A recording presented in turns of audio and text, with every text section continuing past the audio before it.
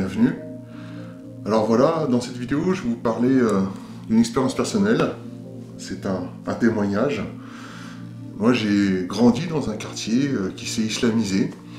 J'y vis toujours. Je vis en tant que minorité culturelle et ethnique dans un quartier islamisé. Je vais vous raconter comment ça s'est fait au fur et à mesure du temps.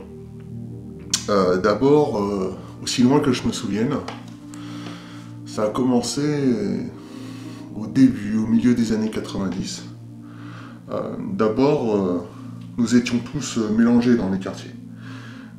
Il y avait des juifs, des blancs, des rebeux, etc.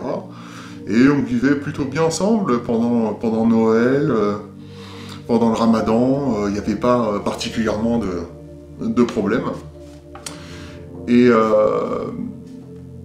ça allait. Et les problèmes sont apparus, ça a commencé, je vous le dis, au milieu des années 90, où les familles musulmanes ont commencé à gueuler dans les écoles pour que leurs enfants ne mangent plus avec les non-musulmans, parce que la nourriture pouvait être souillée par du porc.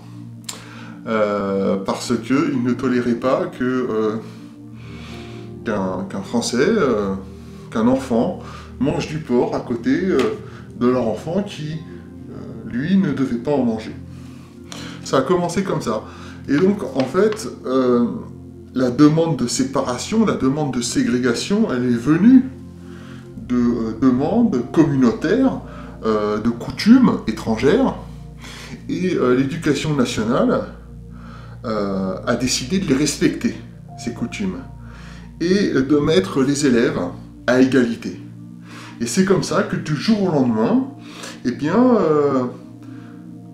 on s'est retrouvé à ne plus, alors que moi je mangeais avec un ami à moi qui était d'origine algérienne et donc musulman, à ne plus manger ensemble. Et je ne comprenais pas. Je me souviens que j'avais souvent demandé à mes parents, au directeur, pourquoi est-ce que d'un seul coup, du jour au lendemain, on s'était retrouvés séparés. Eh bien, j'ai compris plus tard. Donc ça a commencé comme ça, mais jusque-là, ça allait assez bien. Vous aviez déjà, effectivement, les premières familles juives, mais aussi de culture française, les blancs, pour parler de manière cash, qui ont commencé à quitter les quartiers, mais les vrais problèmes, les problèmes graves sont apparus plus tard. C'est pour ça, ne laissez pas les gens qui ramènent tout aux problèmes économiques, ne laissez plus parler. La demande de séparation, elle est venue, elle n'est pas économique, elle est venue de mœurs, de culture, qui sont, à un moment donné, incompatibles. Ce sont les familles musulmanes qui ont demandé à ce que leurs enfants ne mangent plus avec les autres. Il y a un autre point que je voudrais aborder avant d'aborder l'historique de ce qui s'est passé dans mon quartier. Moi, je parle pour l'Île-de-France, le Sud, etc. Je connais pas, c'est une expérience, c'est un témoignage, une expérience personnelle. C'est que moi, j'ai grandi en tant que minorité ethnique et culturelle dans mon quartier. Arrivé à l'adolescence, j'étais en minorité ethnique et culturelle, et que je l'ai plutôt bien vécu. Parce que j'ai toujours su me défendre. C'est pour ça, j'entends souvent des témoignages dans certains milieux, etc., de mecs qui étaient vraiment des victimes. Moi, ça n'a pas été mon cas. D'ailleurs, j'y vis toujours, et j'ai pas particulièrement de problème. Celui qui a un problème avec moi, il prend un KO, et puis bon, c'est réglé, quoi. Donc voilà. Maintenant, on va commencer l'historique. Où est-ce que quand les problèmes ont vraiment commencé? Les vrais problèmes pour moi, de ce que je vois sur l'islamisation des quartiers, c'est à partir de 2001, avec le 11 septembre. Vous aviez une partie des rebeux qui étaient d'accord, pas d'accord, les méchants américains, les gentils américains, peu importe. Il y a eu des discussions qui ont commencé, des engueulades, qu'on n'entendait pas avant.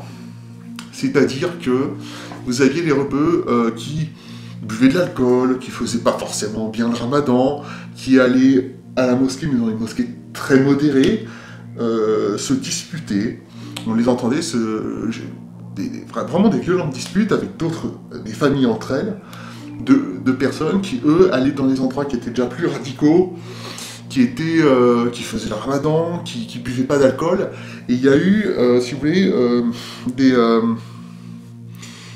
des engueulades, des discours qu'on n'entendait pas avant.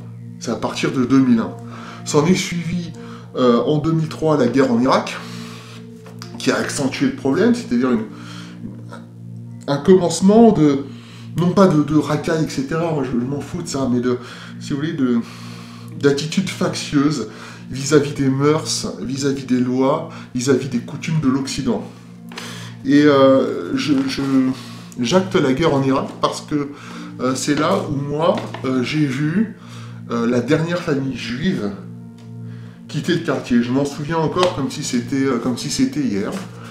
Et c'est arrivé pendant la période de la guerre en Irak, où la dernière famille juive est partie parce qu'elle était, pour le coup, il leur arrivait des problèmes. Hein. C'était chaud. Hein. C'était vraiment, ils avaient tout le monde contre eux. Bon, mais en même temps, bon, peu importe. Disons que cette famille qui est partie, dont je me souviens, avait aussi une attitude qui appelait à la ratonnade contre eux. Je dois le dire. C'est-à-dire que d'un côté, ils étaient persécutés, mais de l'autre côté, ils étaient tellement racistes. Mais racistes contre tout ce qui n'était pas juif que franchement, ce sera le sujet d'une autre vidéo. J'en parlerai de cette histoire. Ça vaut le coup. Ça vaut le coup. Puis après, vous avez eu 2005. Vous avez eu les émeutes. Les émeutes de 2005 ont été importantes parce qu'elles ont marqué quelque chose qui n'était pas apparu dans les quartiers, c'est le fait ethnique. C'est-à-dire que bon, vous avez toujours eu des bandes ethniques, le plus souvent les blacks, mais c'était très minoritaire.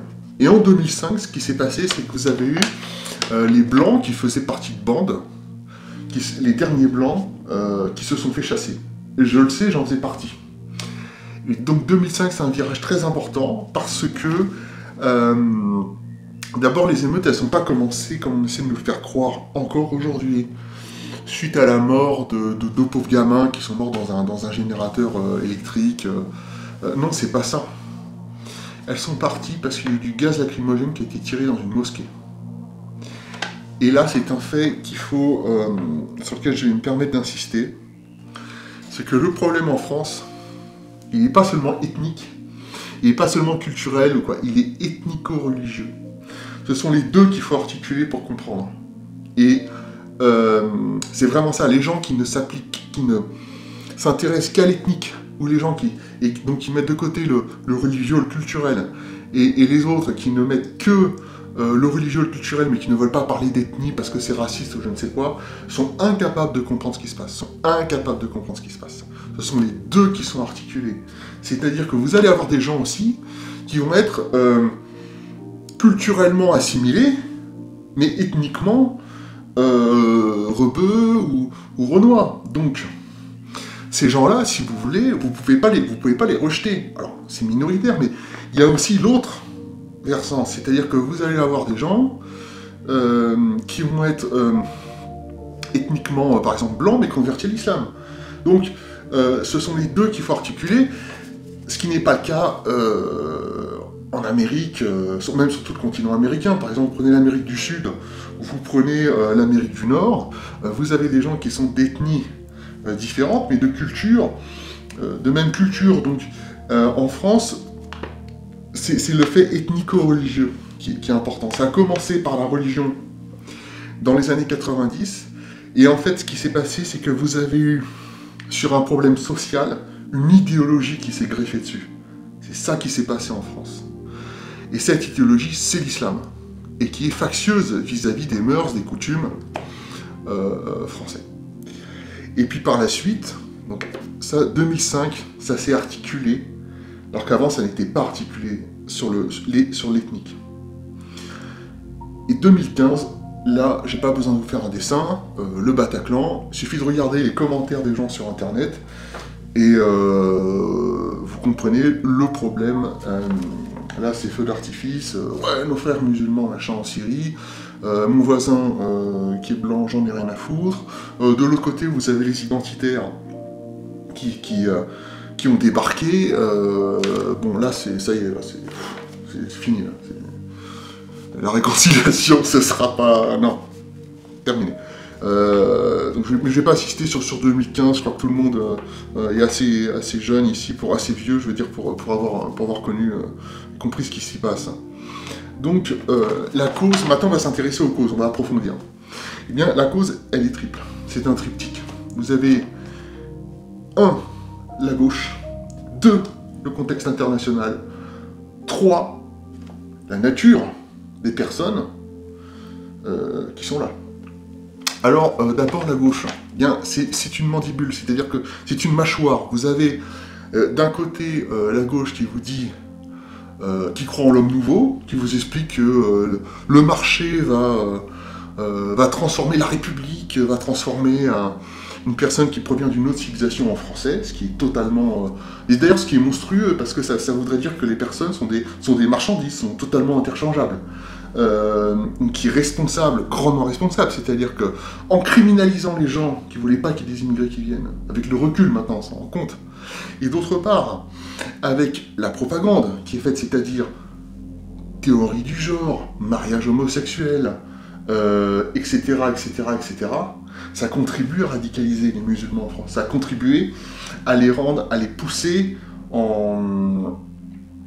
en divergence, en opposition avec les valeurs de la France. Bien sûr, la gauche a une responsabilité immense, immense là-dedans. 1, ils les ont fait venir. 2, ils les radicalisent.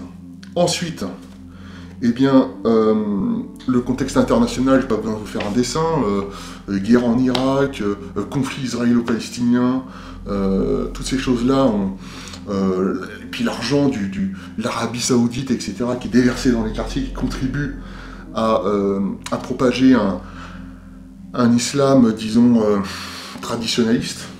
Après, moi, je ne veux pas rentrer dans le dogme, oui, alors ça c'est du takfiri, ça c'est pas mon propos. Et puis, aussi la nature des personnes qu'on a fait venir, c'est-à-dire qu'à un moment donné, vous faites venir plusieurs millions de musulmans, ou c'est normal qu'ils pratiquent l'islam. Je veux dire... ne pas comprendre ça, ne pas le voir ça, c'est aussi se tromper. Donc, la cause, la nature des problèmes, elle est triple. Donc, la gauche, le contexte international et la nature des personnes qui sont venues. Le problème, aussi, et ça c'est un discours que vous pouvez tenir, c'est pour ça que je fais cette vidéo, c'est de tout réduire au problème économique, j'insiste là-dessus. Où les racines, l'identité, la religion n'existent pas. Mais à ce moment-là, quand vous avez des gens qui vous ramènent tout au problème économique, le problème c'est les inégalités sociales, etc. Eh bien, vous pouvez expliquer à cette personne que manger du porc ou non, être musulman, être croyant, mais aussi le rapport qu'on a à la femme, le rapport qu'on a aussi au corps, n'a rien à voir avec l'économie. Le fait de manger du porc ou non, ça n'a rien à voir avec l'économie. Il ne faut plus les laisser parler, ces gens. Soit ils sont naïfs, soit ils sont malhonnêtes. Vous ne pouvez plus les laisser, les gens qui vous ramènent tout à Marx, en quelque sorte. C'est plus possible. C'est plus possible. D'ailleurs, on ne devrait pas réduire l'être humain à sa fonction économique, comme s'il n'était qu'une simple variable d'ajustement. D'ailleurs, cette vision dite de gauche, c'est celle des banquiers. C'est exactement la même que Jacques Attali. C'est exactement la même que ceux qui détiennent, soi-disant, le grand capital, mais ils tiennent le même discours. Ils réduisent l'être à l'avoir. C'est-à-dire qu'ils ne parlent que d'argent. Mais l'argent ne résout rien. On ne réglera rien avec plus d'argent. Les rapports humains ne se réduisent pas seulement à leurs valeurs marchandes, mais aussi à leurs attaches spirituelles, culturelles, familiales, etc., etc. Le fric n'est pas l'alpha et l'oméga à tous nos problèmes. Les besoins de l'âme existent, l'identité et l'enracinement, la civilisation par la transmission, la mémoire collective, les mœurs, le coutumier, le droit à la continuité historique sont prédominants dans les rapports humains. Et je voudrais, comme d'habitude, finir cette vidéo sur un point positif, seulement ça va être un petit peu difficile vu ce qui se passe. Et moi qui suis en première ligne, qui discute, qui continue à sortir dans les quartiers, qui parle avec les gens, ça va être difficile que je vous donne une note d'espoir comme j'essaie de faire à chaque fois, parce qu'il y a des raisons d'espérer. Ce que je pourrais dire, néanmoins, c'est que les Occidentaux sont en train de sortir de leur torpeur, et les problèmes de l'être prennent place dans les consciences, là où l'avoir nous rendait jusqu'alors aveugles, pour certains d'entre nous. A bientôt pour une prochaine vidéo, et d'ici là, restez solidaires.